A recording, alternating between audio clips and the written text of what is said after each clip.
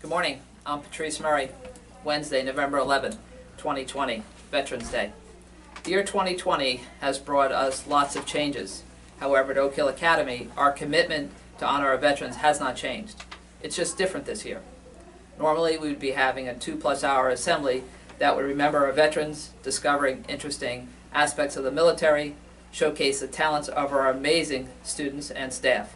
Speaking of the staff, plenty of these Veterans Day programs in the past have included Mrs. DeVivo, Mrs. Momeyer, Mrs. Griller, Mr. Misson, Mr. Bruckman, Mrs. Daly, Mrs. Christine Kaiser Bermudez, an alumni parent producing her beautiful program cover, and of course Mr. Pacelli, who gives us the freedom to be creative.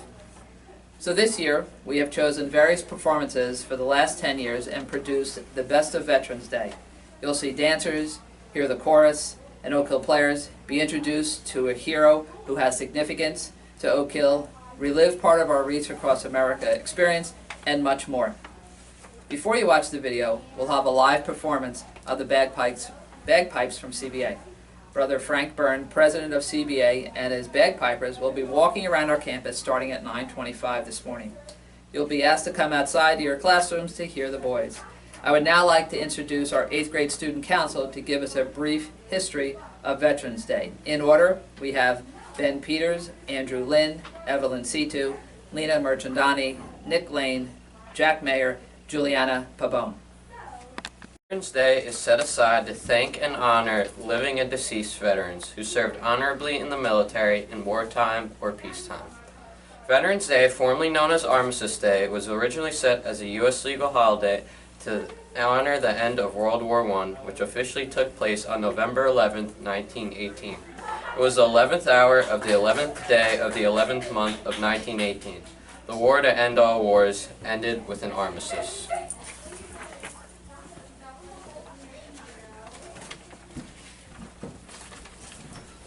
In legislation that was passed in 1938, November 11th was dedicated to the cause of world peace and to be hereafter celebrated and known as Armistice Day. As such, this new legal holiday honored World War I veterans. In 1954, after having been through both World War II and the Korean War, the 83rd U.S. Congress, at the urging of the veteran service organizations, amended the Act of 1938 by striking out the word armistice and inserting the word veterans. President Dwight D. Eisenhower signed a proclamation calling upon all of our citizens to observe Thursday, November 11th, 1954 as Veterans Day. It was his earnest hope that all veterans, their organizations, and the entire citizenry will join hands to ensure proper and widespread observance of this day. November 11th became a day to honor American veterans of all wars. On Veterans Day, we honor those who have so bravely fought for our country. Many of veterans do not see themselves as heroes, yet they are. Many of them bear the wounds and scars of their heroism simply and humbly, and some of those scars are unseen and hidden away. America is founded on the principles of freedom, justice, and liberty for all. Our nation's soldiers serve every day to protect our country and its ideals. Remember those who sacrificed their lives every moment to achieve peace and democracy. In the words of President Abraham Lincoln, I like to see a man proud of his country in which he lives. I like to see that the man that lives so that his country will be proud of him. Our veterans embody this sentiment. Veterans around the world. Great Britain, France, Australia, and Canada also commemorate the veterans of World War I and World War II. On or near November 11th. Canada has Remembrance Day, while Britain has Remembrance Sunday, the second Sunday of November.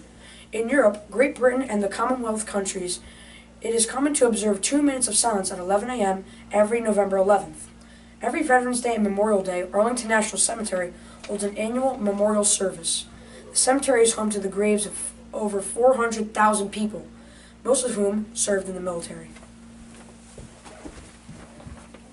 The military men and women who serve and protect the U.S. come from all walks of life.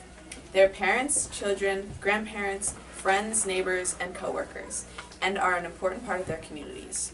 Here are some facts about veteran population of the United States. 18.2 million living veterans served during at least one war as of 2018.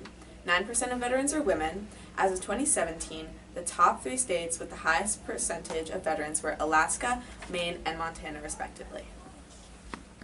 Thank you, 8th graders. At 9:20 we'll be preparing for the bagpipes, and at 9:35 we'll be getting ready to watch the Best of Veterans Day.